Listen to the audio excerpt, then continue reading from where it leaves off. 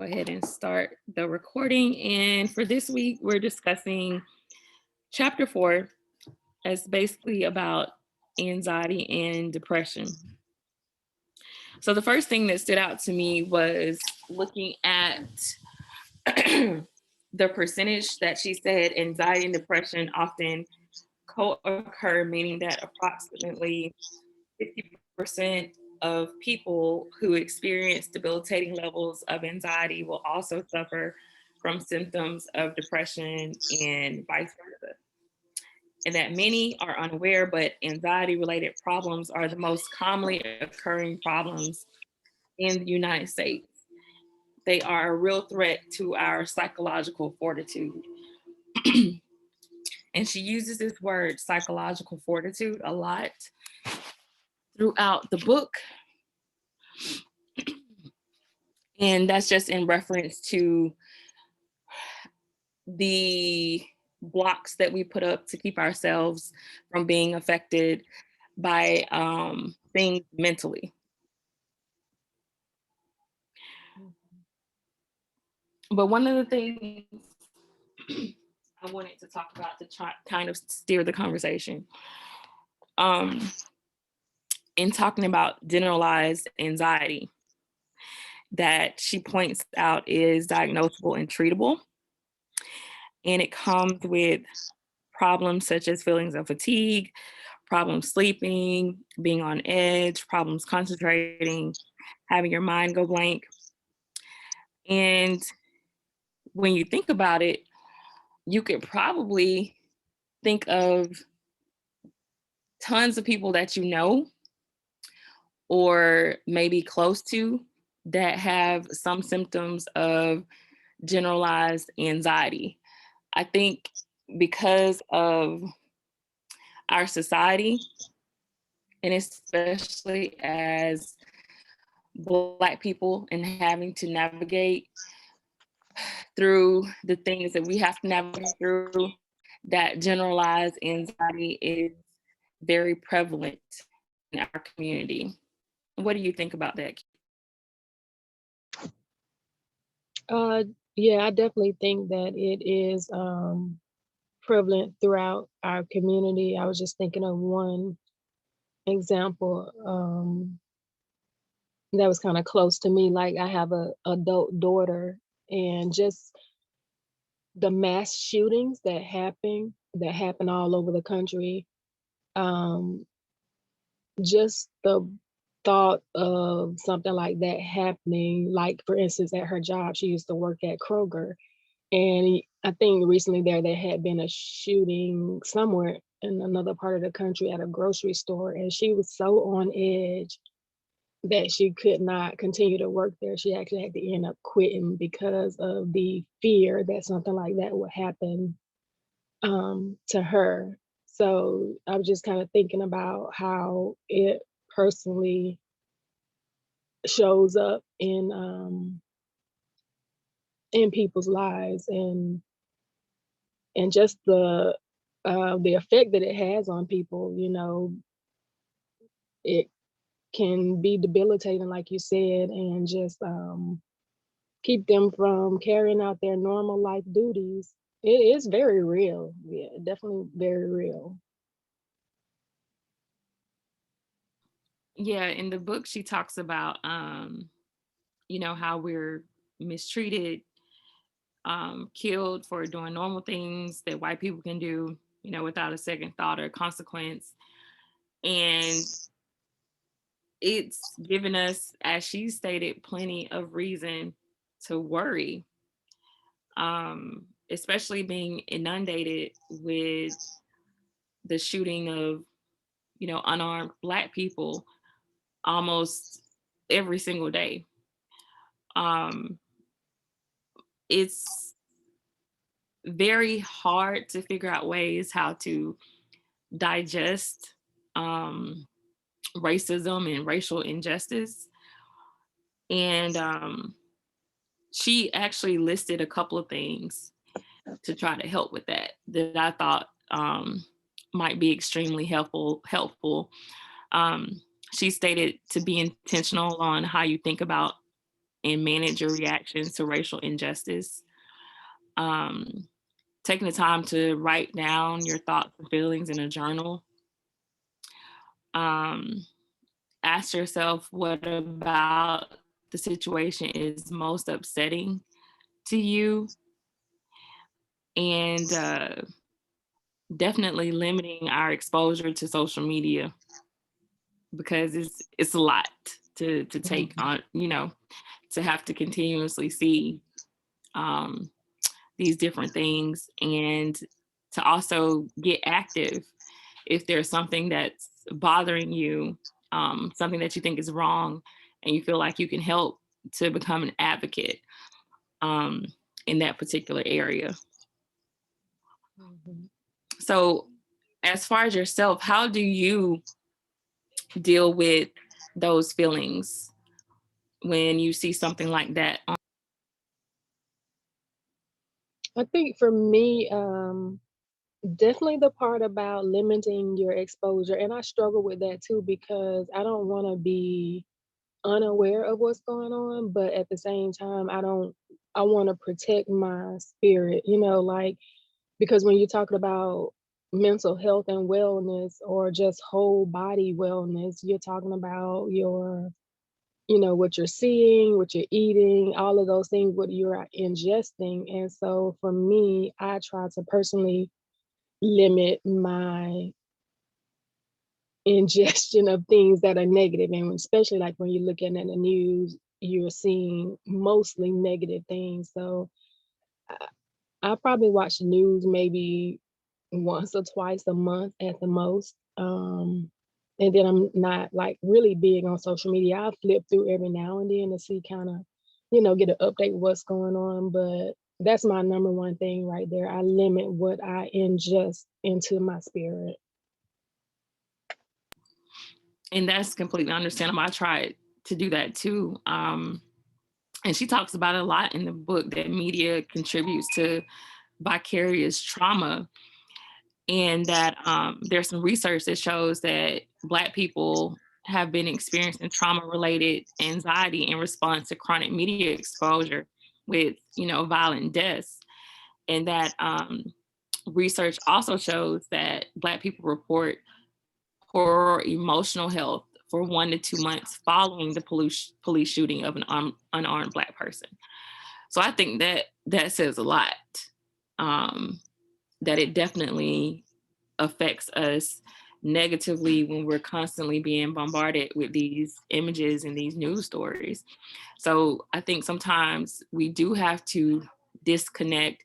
And the one thing that I worry about is people becoming desensitized because they see it so much. So it's definitely an issue. And what I want to say about that too is not just well, it kind of goes. I know we were talking about the news and we were talking about social media, but also just media in general. Like I was listening to this.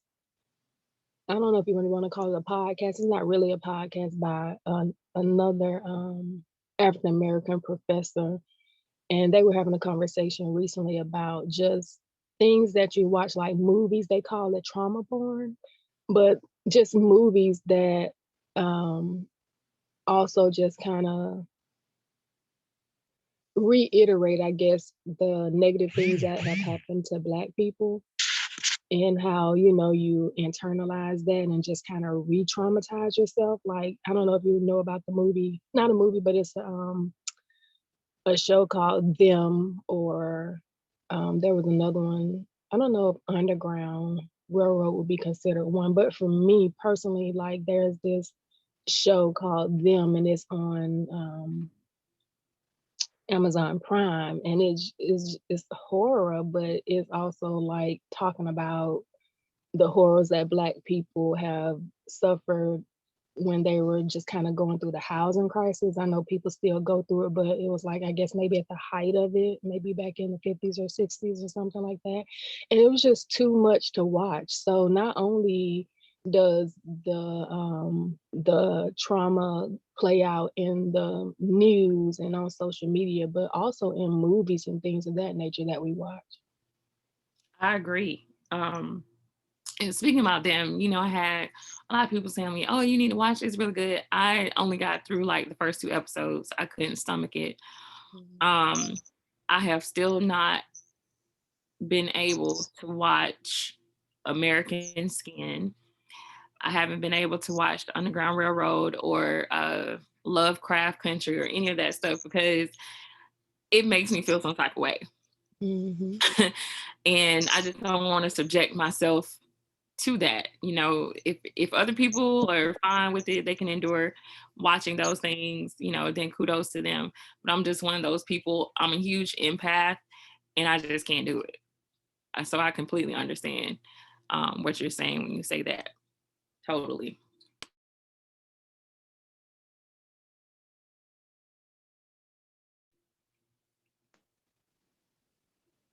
One of the things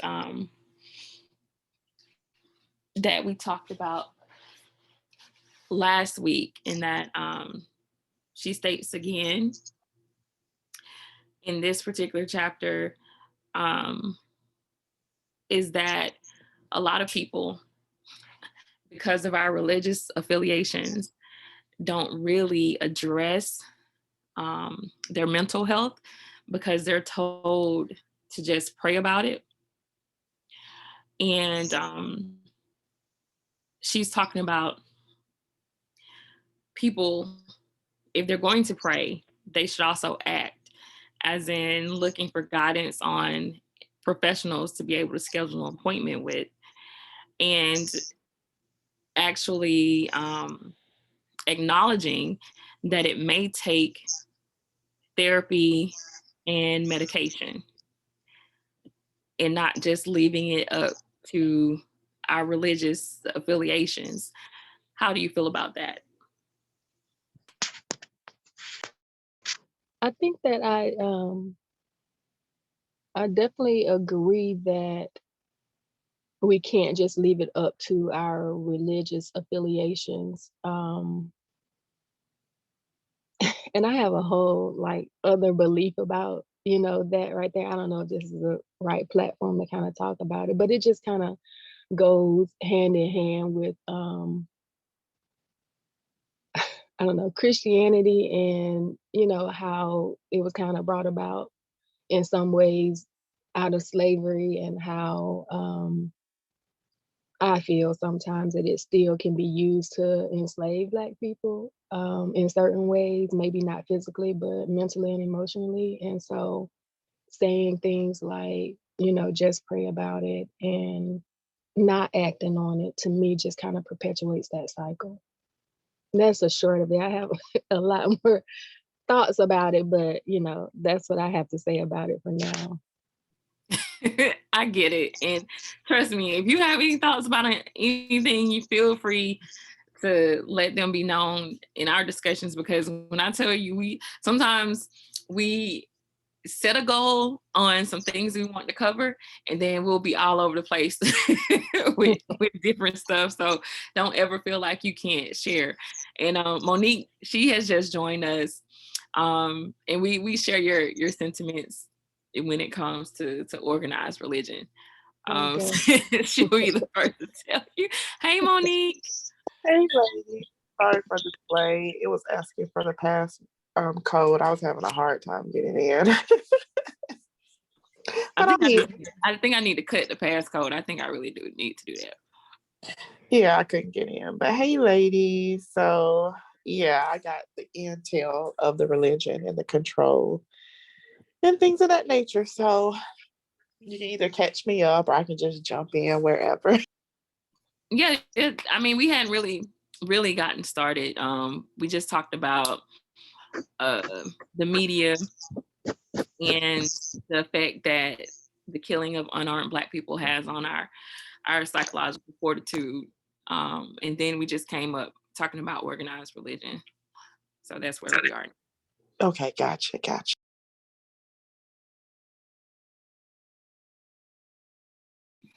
So if you want to jump in with any of your thoughts, it's cool. About both of those. First, Hmm. excuse me. I know I sound nasally. I have allergies. It's okay. um, Yeah, when it comes to religion and mental health for the Black community, I think a lot of times the reason why it seems like religion um, actually harms our mental health versus helps is because over 95% of the people who are practicing Christianity or Catholic or whatever their denomination is, they don't even truly know the how to have a relationship with God, let alone teach you how to for you to personally have a relationship with God so you can deal with like depression and anxiety when it comes from a situational standpoint. So there's two ways that mental health can present itself. So for most Black people, it's our environment. It's the beliefs that have been passed on to you, the lack of support, overextending yourself, not truly taking care of yourself when it comes to self-care, financial issues. All of those things are usually what everybody, but especially Black people, deal with. Then you have the other end where it's nothing at all. You just have a chemical imbalance. And I think I heard you trying to bring that up. There's no amount of prayer in the world that can cure your chemical imbalance if you don't go get it checked. And you have to be open and willing to say that that's even a choice for me to do for myself is to go to the doctor and see what's really going on and then to be treated with that with medication or therapy or switching out whatever's going on in your life and things of that nature. So I think it is a disservice to us when we just throw everything on God because God just truly didn't create us to throw things on him. He created us to create. He spoke and he made things happen and we're made in his image. So I see that happening a lot in our community. And the reason why you'll see pastors commit suicide, you'll see people in the church who are severely depressed is because they just don't truly know how to have that relationship with God. And then the other side of that is I heard you bring up, the stress that Black people have when you see, Black men being killed and, Black people in general, because it's been women that have been killed, been in their own homes, being harassed by police officers. I've had that happen personally to myself. Um, is it truly bad? It is. Nobody should be killed just for the color of their skin or treated in a savage way because they're Black. However, when we continuously expose our minds to the news, you're constantly talking about it at the family functions, you're constantly reading about it, and you're looking it up and all of these things, you start to feed in your mind that that's your life. You feel for your life. You think it's happening to everyone. And that does a disservice to Black people as well, because what it does is it verifies and affirms that you're the inferior being on this earth and you're not. And if you're constantly repeating it, you're constantly sharing it, and you're constantly saying, I am the inferior one, I am the one that is getting killed all the time, it doesn't put you in a mental space to be confident and strong enough to fight back, whatever that looks like for you, or thrive. So that's just my opinion on it. Since I jumped in the middle, and I'll let you ladies talk, and I'll share what I feel about that later. Thank you. Yeah, that pretty much sums it up. And speaking about depression, because it looks different for everyone. Not everyone is going to have the same symptoms, um, because it's just different culturally. And I think that the problem for the longest has been when we're talking about mental health in the Black community, it's always something wrong with this person. And they're thinking about the person that's schizophrenic or you know that that's all they see is they need to be in a mental hospital somewhere with a little white jacket on, not realizing that there are other things associated with being depressed, even to the point where people are chronically stressed, always tired, sleep deprived, um, which can cause different levels of anxiety and depression. And I think one of the things that I saw that stood out to me in this chapter when she was talking about Dr. F.M. Baker, that had a speech in 2001 to describe the experience of depression. And he described the detached long sufferer who proclaims that faith in God is the answer to all. And then also the John Henry Doer, whose health is compromised by overworking, but nevertheless persists in overworking. And he said that both are labels to which I can relate for depressed African Americans. So there's this long, there's this huge spectrum of people that can be on the left side or the right side or fall anywhere within the middle. So it looks different for everyone, and we have to understand that. People may have low moods or disinterest in living, maybe irritable, sleeping excessively, overeating. Um, and we've talked about this before with, Monique, me and you talked about having high functioning depression. That people don't even realize that you have an issue because you are high functioning. You're still able to keep a job. When you go out, people think that, you're a happy, lively, social person, but you still have this struggle that you have to deal with every single day for the rest of your life that isn't going to go away. And so I think that we have to definitely get more educated about mental health and what that looks like, and that is different for different people. Keisha, do you have any feelings on that? Yeah, I was just thinking about it because I was on that page when you were talking about the Dr. Baker study, and near the bottom of the page it said they may not feel depressed, but that does not mean that the depression is not there. And for me, that kind of stood out because I think it's so common. Like, you do go, go, go, and as a woman, you do so much, and you don't even realize that something is wrong sometimes until like, for instance, since COVID, with the kids being around and not having a break and just kind of having to do it and having no choice in the matter. And then when I took a break and took a vacation and I wasn't with the kids and it was just me and my husband, and then all of a sudden it just hit me like a ton of bricks and I just felt in a funk. I couldn't understand it, but like really kind of reading that and just kind of putting it together and realizing that maybe there was something there all along, but because there wasn't time to really recognize it or deal with it, and it hit you so hard. And I was down for like 2 weeks and I'm like, what the hell is going on? But yeah, I can relate.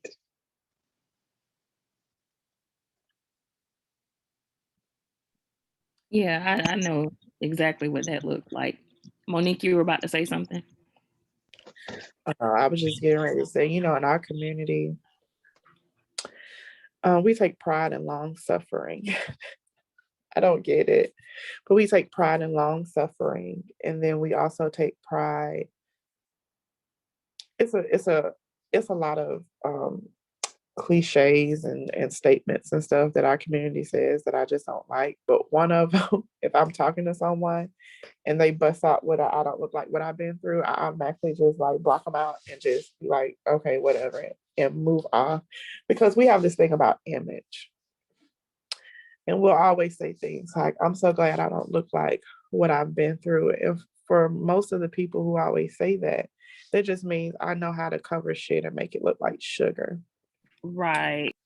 And it's like, but how does it serve you, and how does that serve the people around you? You're pretty much just telling people look like something. And I'm in the process of, I'm actually writing it. We're doing a blog about there's a big difference between Black self care and white self care. And as Black people, from the time slavery has ended, is we think the white way of self care or the white way of mental health is the correct way to do self care for us. You can't compete with people who are privileged over you. Their self care is going to look totally different from ours. So I don't know if you ever study like epigenetics, but think about it. We're all moms. We're all moms on this call. When your mom was pregnant with you, not only was she pregnant with you, she was pregnant with her grandkids. Your eggs were already developed. All the eggs you have for your entire life is in your ovaries as a fetus in your mom's womb. That's 3 generations. That does not include your mom being in your grandmother's womb. So we pass down a lot of stress. And I speak about this because I worked, that was what I worked in. I delivered babies and I worked in NICU. We would have babies. For someone who doesn't work in that area, you would think, well, if a baby is full term and they're healthy, they should be the healthiest baby in the nursery. If we had a baby that was born to a mom that was on drugs, they would fight harder and they would be doing things better than a kid who was like full term and just got like a little fluid in their lungs. Like they literally came out the womb ready to be the most ultimate survivor on this planet. They also rank Black people in the nursery. It's not really talked about unless you work in the nursery, but it was ranked as a Black girl being number one, Black boy being number two, a white girl being number three, and a white boy being number four. And that was if they were born, who would come out fighting harder and doing better when it comes to progression with their health. And it's a reason for the Black people ranking high. Us as Black people want to say it's our melanin, and we're just so strong, and that could be too. But a lot of it is because we've been long suffering for centuries, from generation to generation. And it just needs to come a point in time when we stop wanting to assimilate and look like white people and mimic the things that they do for our health and really get to the root of the problem and say, hey, I have a problem. Um, and we need to fix it. Nobody really wants to say that you have a problem. You just want to say that you don't look like you have a problem. Or I think we said this in the other call, keep it in your home. Don't share what's in your home. We do good about hiding our problems. The issue with that is, like I was saying, when it comes to NICU, now for our babies, they thrive. But for adults, it shows up as illnesses. So, say for instance, a lot of Black people, you always hear Black people are prone to type 2 diabetes. Do you know chronic stress can cause that? And not just being fat. Sometimes being fat is a side effect of you being chronically stressed. It's just so much dynamics that we can um, pull back the layers when it comes to how mental health in the Black community affects our people. But we have to get to a point to even be able to say that we have a problem. And I think that's the issue. A lot of people don't want to say they have a problem that makes you vulnerable. For us, some of us think that makes us look weak. So we rather look good in our troubles versus truly liberating ourselves to really thrive in this world. And like I said, it goes back for generations. You are literally a breathing, walking manifestation of what all the ancestors before you had to tolerate and deal with. It's just that you have to choose how you're going to react to it differently. They didn't have a choice. But the blessing is that we do have that choice now to do what they couldn't do. They can go to a therapist. You're gonna go to a therapist and tell her you don't like working up sun up to sundown. Uh-uh. So it's just so many layers we can talk about when it comes to this topic of mental health in our Black people.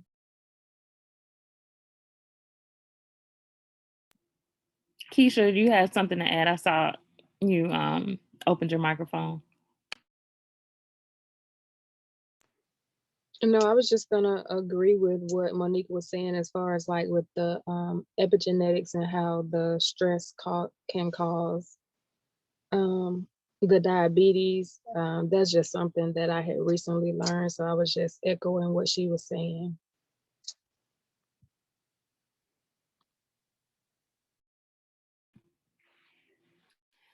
Yeah, that's one of the things she talked about as well, that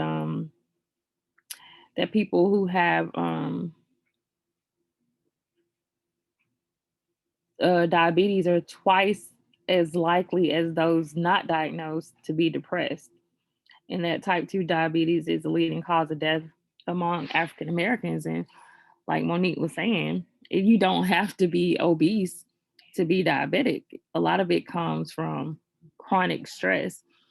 The other thing that she talks about is childhood adversity and how the body responds to stress, and that um, when we go through things in our childhood, they translate over into adulthood.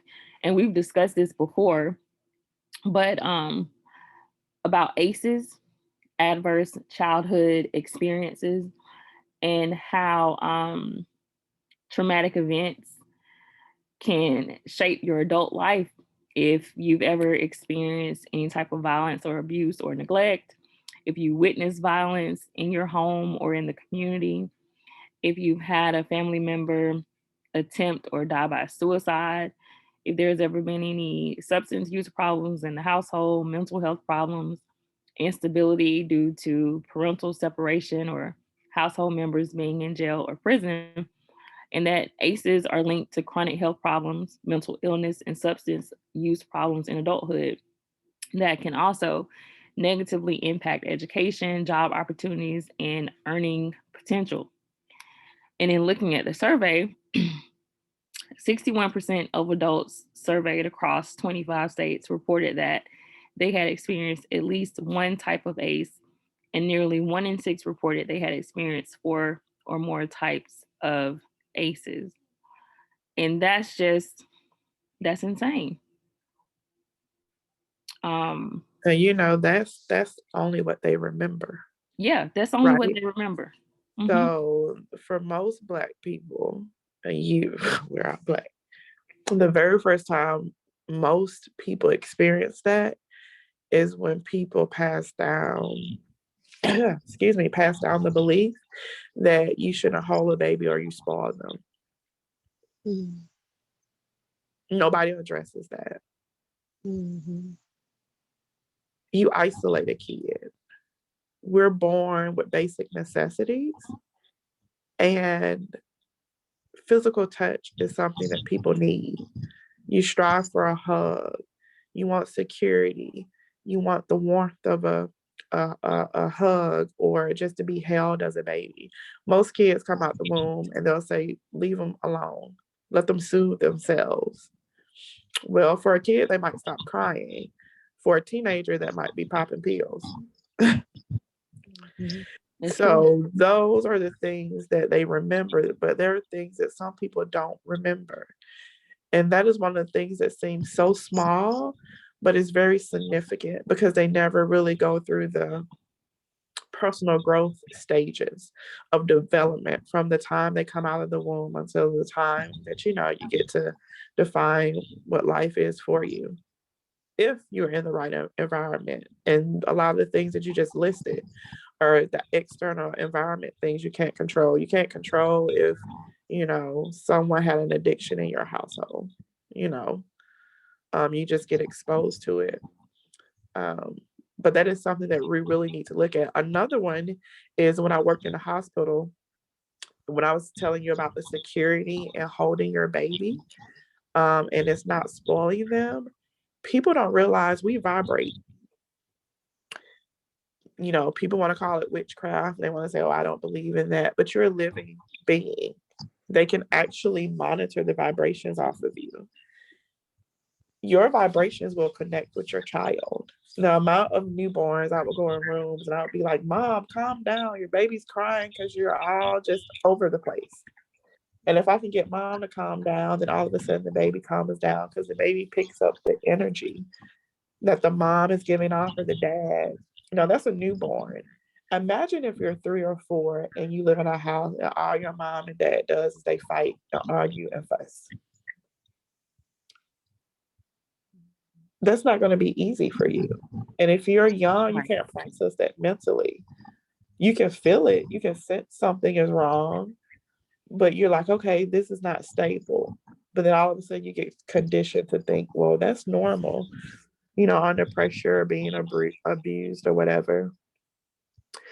That's just life. That's just what it is. You think it's normal. Those are the things that people don't remember, you don't have a memory of, can impact your mental health when you become an adult as well. You get subconsciously programmed. And it's not, conscious, you can be mindful of, but subconscious stuff you're not even aware of unless somebody truly, truly works with you and go, oh my goodness, I didn't even realize I was programmed to respond that way mentally. And that is like heavy baggage that people are carrying that can affect the way they handle stress and depression and things of that nature in our community. Yeah, and it ends up being an ongoing cycle. Um, when we think about it, we talk about generational curses. These aces are really in the form of generational curses. Like the kids grow up, they if they've been in an environment with toxic stress, then they can't form, a healthy and stable relationship. Um, they may be unstable with their jobs, and that also translates into not being financially stable. So Yeah, a lot of these things, when we're always looking at people like, why can't you get it together, it's deeper than just that. especially when it's their normal. Right. Everybody doesn't have the same normal. We can all strive to do what society says is normal.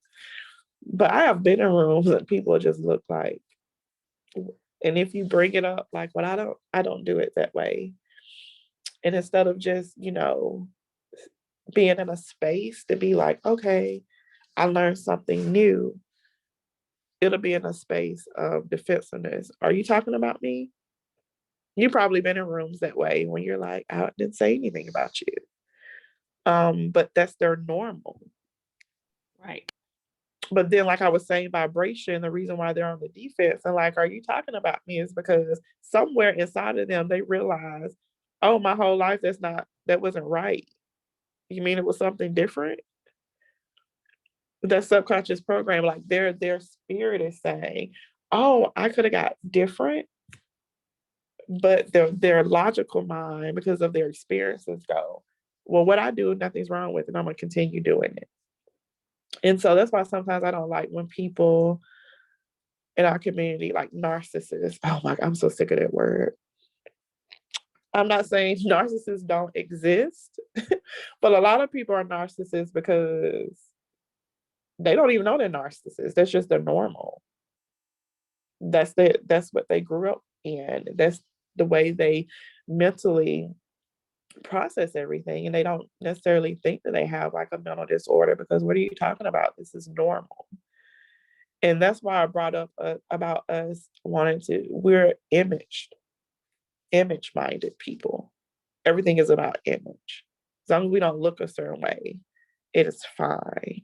But that's the result of always wanting to not look like something's wrong, is that you produce a lot of people who don't realize that you might have, some mental stress or imbalance, or a belief that's not serving you, because in their eyes, that's normal. What are you talking about? I don't know what you're talking about. Why should I change? That's the result, um, of living that type of life, um, when it comes to our people.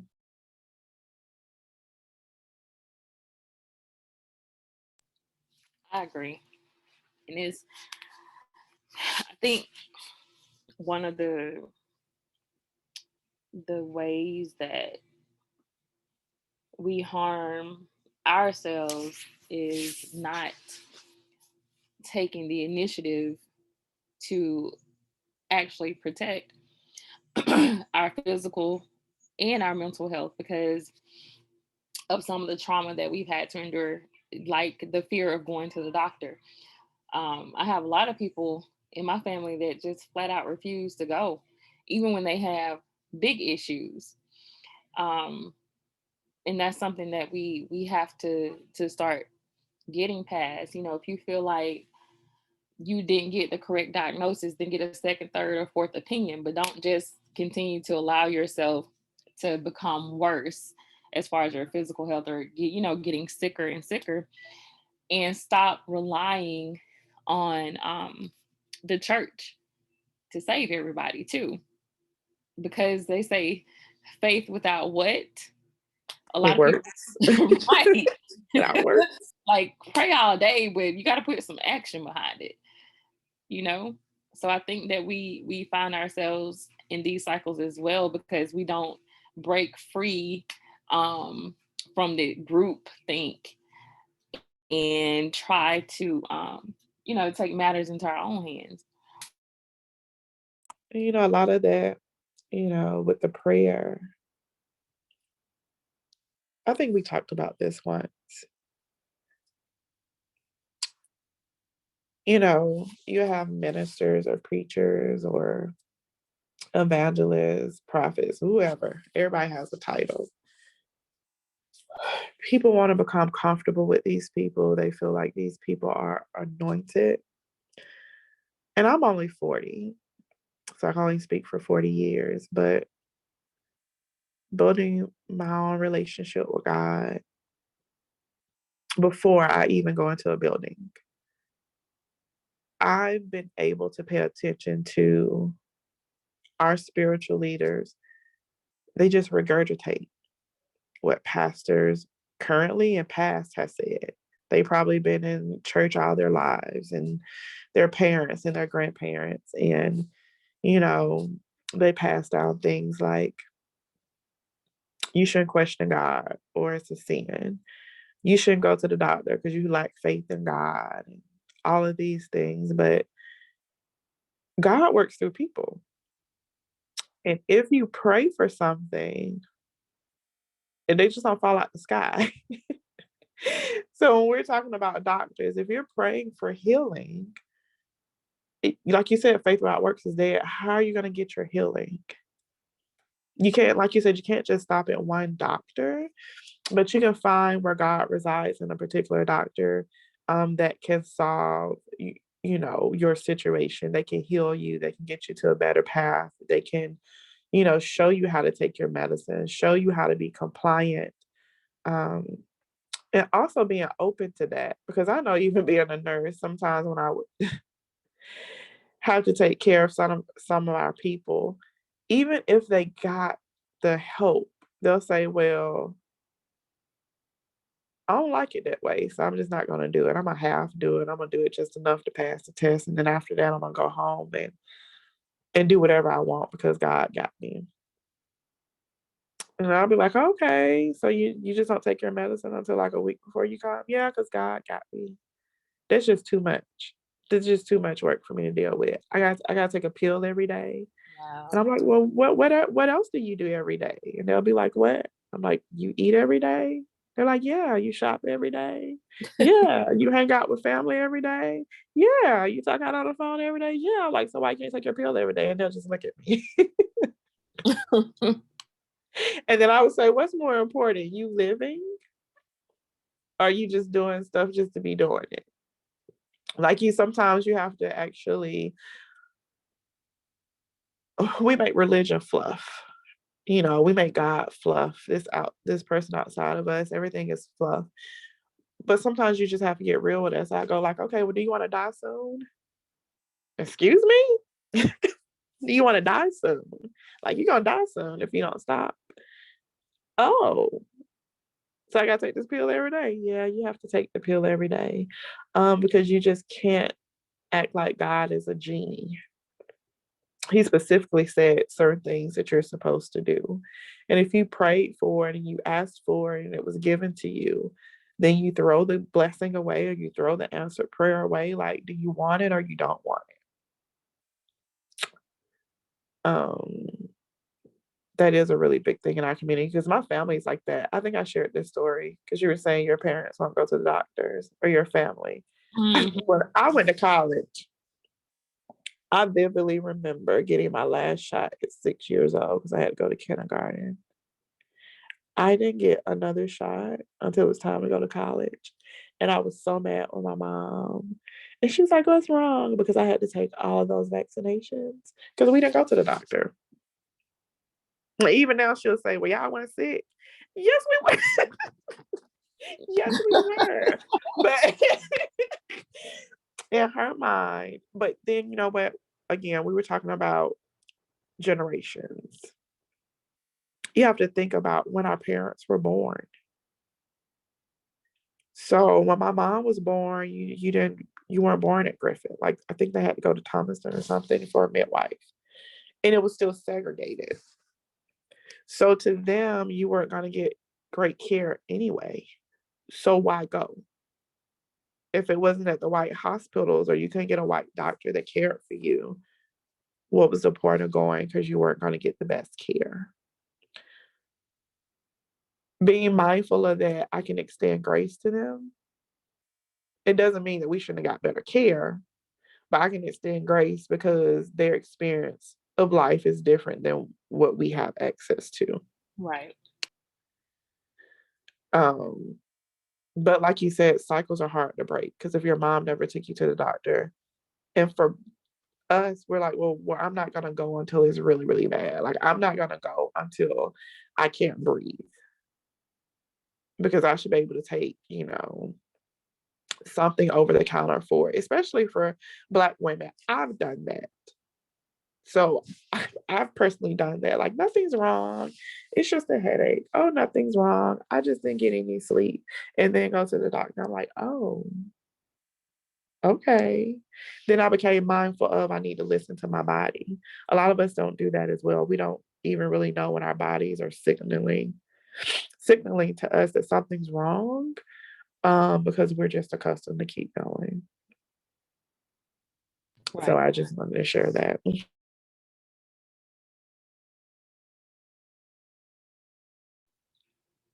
Keisha, you want to add anything?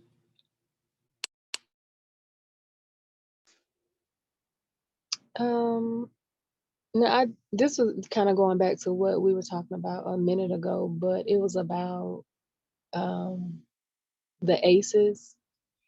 And I remember the first time that I actually read the checklist and I thought to myself, is this really a valid instrument? You know, they're really using this to come up with data about people because like as a Black person, you feel like, all of those things are common and, you think most people have probably gone through them before.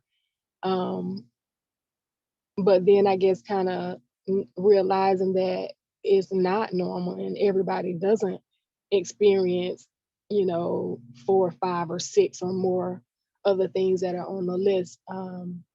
Just kind of makes you think about, things a little bit differently. Um,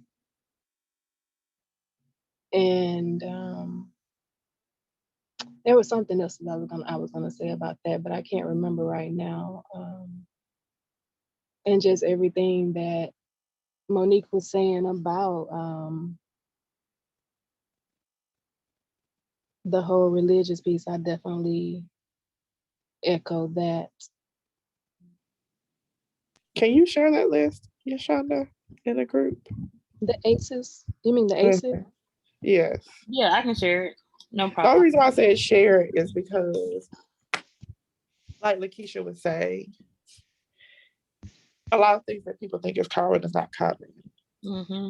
Now, with that being said, I know the new trend recently is I don't want to go into any white practitioners and I'm Black. I want Black doctors and all this stuff. Every Black person hasn't went through that either. Right. And so just because someone looks like you, don't mean that they'll understand you. And so to be your own advocate, your healthcare advocate, look at that list, understand that, okay, this might not be normal and I need to, be my own advocate. But when you're being your own advocate, you also not only have to think about what you've been through and what you need, but you also need to know that the person in front of you might not even understand. And you got to find a way to communicate that.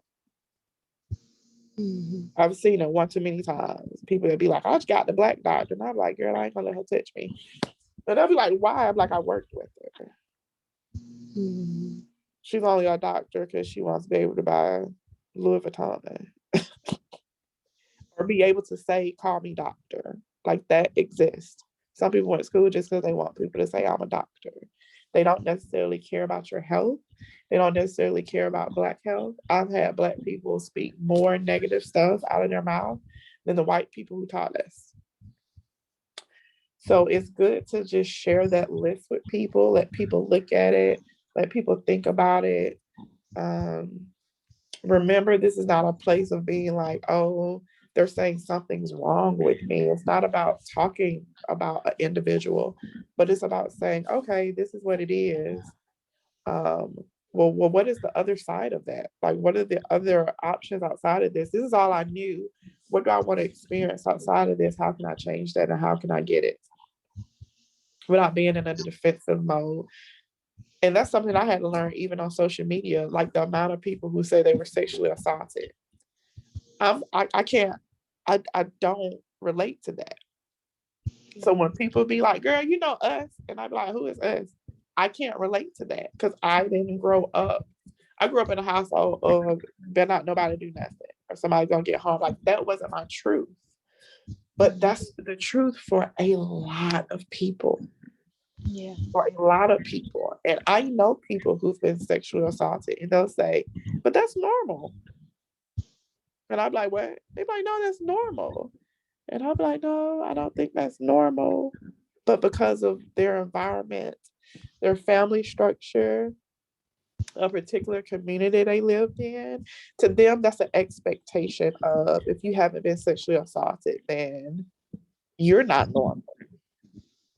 And these are things that we really have to look at and see how it affects us and impacts us, even when you go out into the real world. Because think about it, if you have someone who thinks that way, or if you have someone who thinks that poverty is normal and should nobody live in a house over $800 and you should make no more than nine, you should give like 60% of your income to the church, and that's their normal. And Mm-hmm. then they interact with people that are not like them. What kind of influence that would be? Because think about if you have someone who thinks sexual assault is normal, if it happened to you, they wouldn't go out to protect anybody because in their mind that's normal. Why would I protect somebody else? Nobody protected me. It was normal. If they haven't overcome that situation, you get what I'm saying? Yeah. And so it needs to be like share that out to people so they can start reading it, see, these things and how it impacts us and how we can make a difference in it individually. Right. Yeah, I'll definitely post the questionnaire and link um, to the page with the resources for everybody to read through because it's a lot. Even if you go through and take the questionnaire yourself, I think most people um, end up scoring pretty high on a scale of 0 to 10. So, Yeah, I won't have a clue because you just don't have a clue. You don't know what you don't know. right. Um, but I think it needs to be shared because, I remember one time a social worker that like all of those different things she had been through, right? And so she was like, I became a social worker because all the things that I've been through and I wanted to help kids. Good, right? Good. And she was like my social worker for foster care. And then she wanted to bring a child in my home that had like sexually assaulted people. And I was like, oh, well, that child can't come to my home. And she was like, why not? And I was like, because I have a kid. And she was like, oh, well, if your child gets assaulted by the kid, we can just get your child therapy. What? And I was like, I'm sorry, come again. And that's how I knew that even though your passion was, I want to help kids growing up, your environment had molded you, or your experiences molded you in a way, well, that's just normal. And if it happens, we'll solve it. Wow. And that's an adult, right? But she can't be the only adult in the world that thinks that way. Yep, that's true. And that comes to your, because when people think of mental health, we get stuck on anxiety and we get stuck on depression or schizophrenia. But mental health includes your beliefs. What are your beliefs in things? You know, what are your morals? That's your mind. Your morals have nothing to do with your spirituality. Your morals, your beliefs, your thoughts, your way of thinking that's your mental health. And her mental health was, well, if that child touches your child, we'll just get her therapy. Like, it's okay, she can just get therapy. And I was like, oh, okay. And you're a social worker. Cool. Let me keep going. Next. So I think Right. everyone needs to take this, because sometimes we forget, like you say, some things become normal and you just don't, it's not normal, but you think it's normal. So I think it's just good to put that questionnaire out there, let people take it. People realize, oh my goodness, I didn't know that, this was something that was a part of me or I experienced. How can I move different now that I have the information? What can I do differently?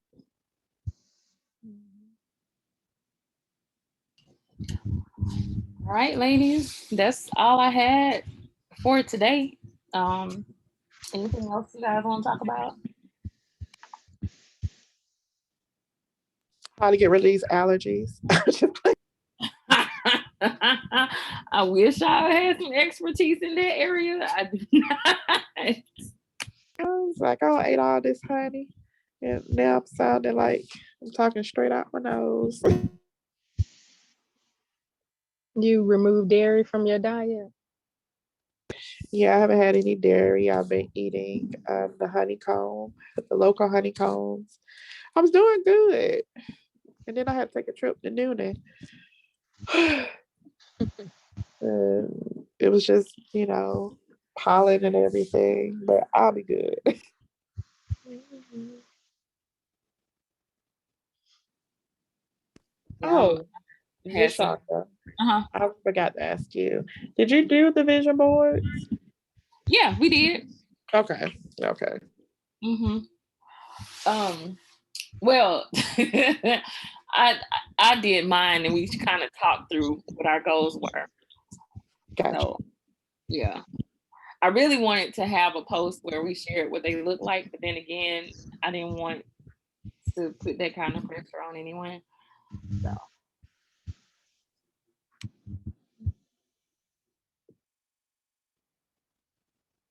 Yeah, I think it's a good topic. But like I said, you know,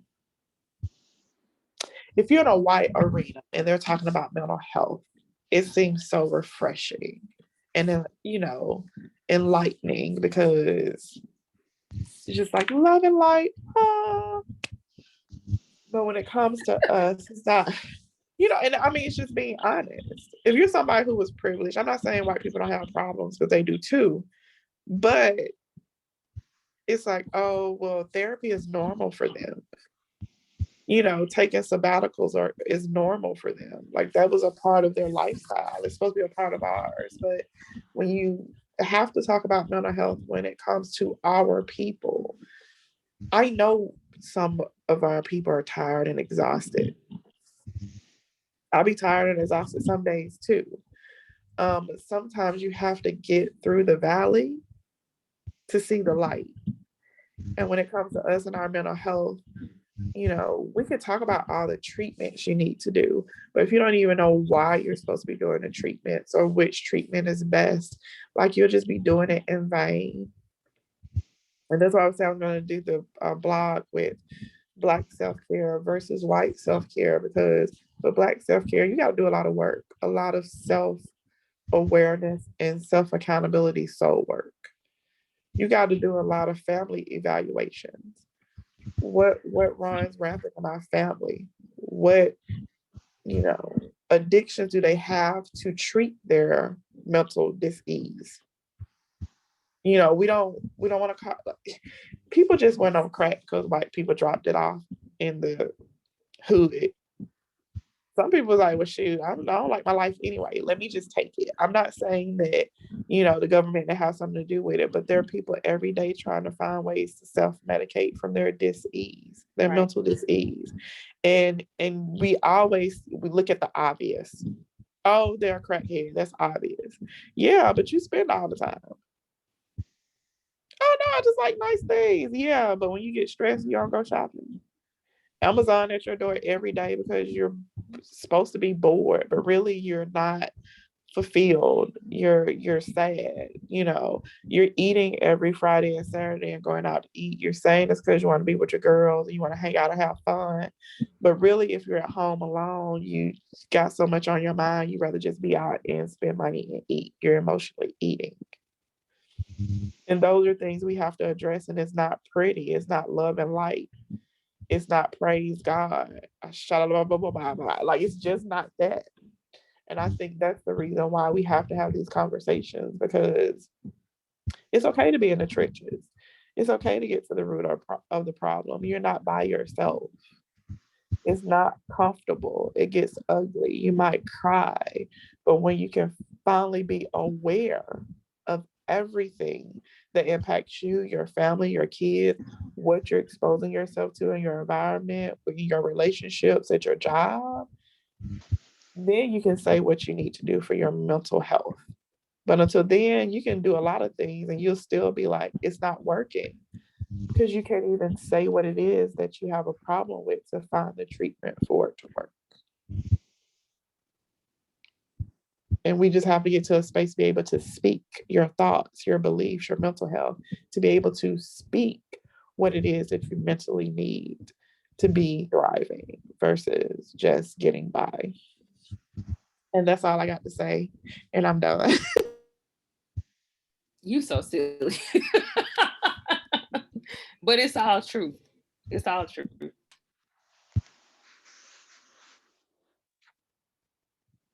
Yeah, thank you for that. Thank y'all for inviting me. I don't have anything else.